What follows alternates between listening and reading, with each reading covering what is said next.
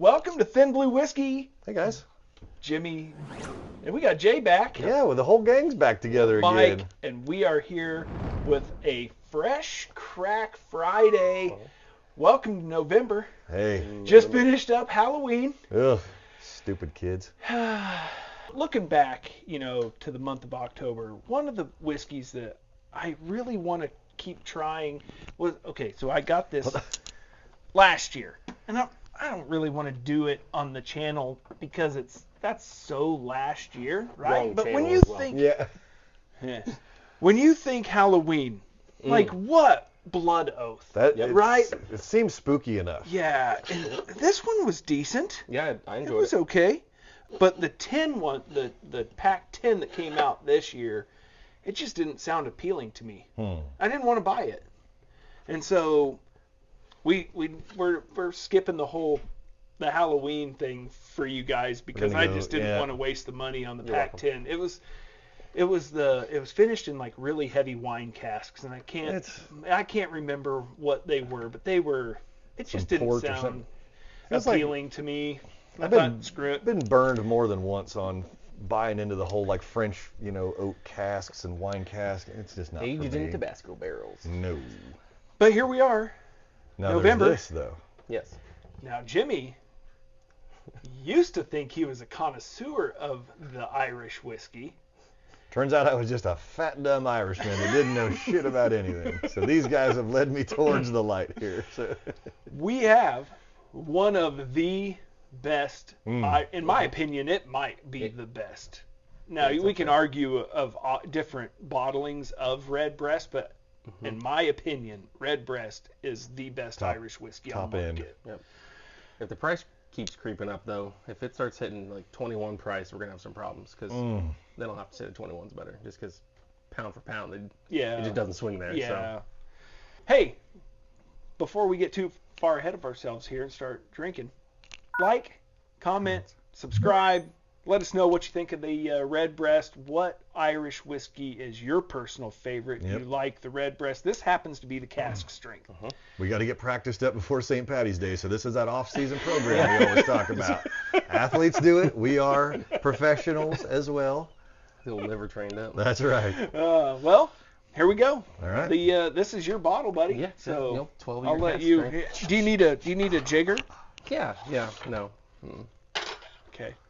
I wouldn't be a good host if I didn't at least offer. It's the thought that counts. It's good already, I can tell. Ooh. Oh, that's a nice pop. Very nice. Yeah. That's a nice little. Nice crisp. That's a nice little 3/4 ounce. Yeah. That's pretty crisp good. November That's afternoon. more than 3/4 ounce, but that's yours, so it's fine. To the victor goes the spoils. Jay has graced us with this. If maybe you like Redbreast, which you probably do. If you like Irish whiskey and you've ever had Redbreast, I can imagine you probably like it. If you don't like Redbreast, hit us up in the comments and let us know what is it about Redbreast that you don't like. And what would you suggest for Irish whiskey? Because again, Jimmy, Jameson. Thinking I knew what I knew, Bushmills, some other garbage. Yeah, it's cool. But when you graduate from kind of the shelf entries into this stuff, you're really doing it. Oh, that is strawberries, raspberries. Like a pastry, like a puff pastry. There is a beautiful pastry, bready pastry, sweet bread note. Just thinking of this strawberry bomb, Irish girl I knew If you once. could puree, remember how do you puree doing the barrel thing? No, I'm gonna leave that chapter behind us. Oh, okay. If you were to, there's some vanilla. It's like it would be like a mixed berry pastry with a vanilla drizzle on there. 100%. And not a toaster strudel. No. Again, Not quite that sweet. Yeah. we always talk about this off camera. There's the sweetness. Yeah, my knowledge of bakery items and just kind of but it just seems like a sugary sweet walking into like a bakery Sunday morning. Yeah. Wicked hangover. Ooh. This is good, There's Joe. a reason this is, everyone says this is the best. They're not wrong. Whoever no. you are that is saying that, like and subscribe and tell us more, because this is good. Good. There's just a... That's way better than anything I've ever brought. There is just a hint of some type of baking spice on there. It does have a little bit of finish with that. It's cinnamon, probably.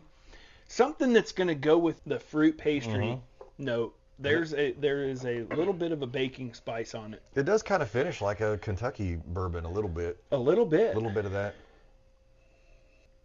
Would you be able to tell, honestly, that this was Irish? No. I don't know that. If you, again, the channel has, we've got 100 plus videos now, thanks to all of you guys. If you didn't tell me this was Irish, I would think it was any number of other things that we've sampled. I could maybe tell you that it was I may mistake this for a high malted, like barley, like a high malt barley, something 30% or more, bourbon. Yeah, maybe. Like if you were talking, maybe a malted barley as the second dominant grain of a bourbon.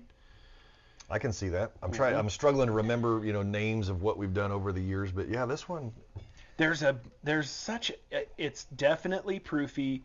There's definitely a little bit of that baking spice or cinnamon on it, but it's weird. There's this like softness to it that I think is just what you would expect from an Irish whiskey. Well, and to go back, bottom shelf years, if you compare this to a traditional Irish like Jameson, that stuff, it hits you over the head. It's a little bit rough around the edges, like a bunch of my Irish buddies, same kind of deal. This is well put together, balanced, smooth, the finer parts of Ireland. Erin go bra, Ireland forever. SLÁINTE. Yes. Damn good, Jay. Cask strength. Yeah, that is. Now you got me needing to get. I don't own this bottle. Yet. You should. Yet. You should. It's definitely. This one's been around for a while in the cabinet because I noticed there. Got some real live there's dust on that bottle, and it's like permanently embedded in the top. So. Hey. But I got this one. I got the 21, 15. This one. Listau. I mean, I had like the whole gauntlet of them in the cabinet at one point. And the 21 went to a buddy's funeral up in Wisconsin, and we drank some of that between us and some other guys. So. Seems appropriate. Yeah, it was.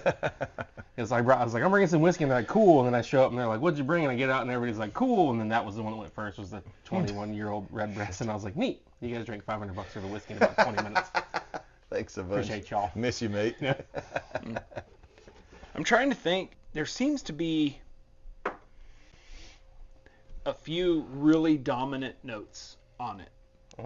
And you might be able to sit here and pick this apart, especially as it opens up. But as for the fresh crack, I think these notes are pretty obvious. Like, at least for me, they hit really hard of what they are. There's no having to search for what it is. I mean, there's red berries, there was a breadiness, pastry puff, some vanilla and some sweetness. I'm trying to. Sweetness on I did pick up a little, not overpowering though. It's not. I'm just trying to think if I can the sweetness is like high. Pick out any additional notes that might be kind of unique to this, but maybe it just needs to open up to be able to get to some of those nuanced notes. But if it does, it's going to go from really great to even better. Because as far as fresh cracks go, that's one of the best. This is probably top tier on the channel. Yeah, I agree with that. We've all, at least I have learned that they open up. The bulk of what we review opens up a week later. It's 10 times better than when we talk about it. And the fact that you really like straight this away as a high proof. Now they do make this in the do lower proof. Do we have like a they more, do have a lower proof. See, that's what 112.6. Yeah. But they do have one. Is it in the upper 80s? Probably 80 or 86. It's the typical 40 or 43%. Yeah. I wouldn't mind having one of them on the shelf around the holidays-ish, or like you said, an occasion, maybe not a special one, but it's really good. But once you drink this, you're like, I can't go back. It's like it's flat. You drink it, and you're like, that's good. Luckily, But Jay, son of a... my memory is absolute toilet, and I will forget this and be able to sneak right back into a lower proof one. So, all right, guys and gals, thanks for tuning in. Let us know what you think of the Redbreast 12, you're gonna specifically like it. the cask strength. And if you have not had it and maybe you've been considering dabbling into the Irish whiskey world and you don't know where to start, do not start at Jameson. Keep Don't going. start. Just come up to the top shelf. Yep. Just don't waste your time. Yeah. The Take it from Redbreast, us. Years of this research for your benefit. yeah, Redbreast 12 and the Redbreast 12 cask strength. And if you really want to drop some coin, the 15 and the 21, pretty good. Yep, they're all good. They're all good. I would get this one though. Price point wise, it's close to the 15 price. I'd just go cask strength. Yep. So You heard it here. All right, thanks for tuning in. We'll see you next time right here on Thin Blue Whiskey.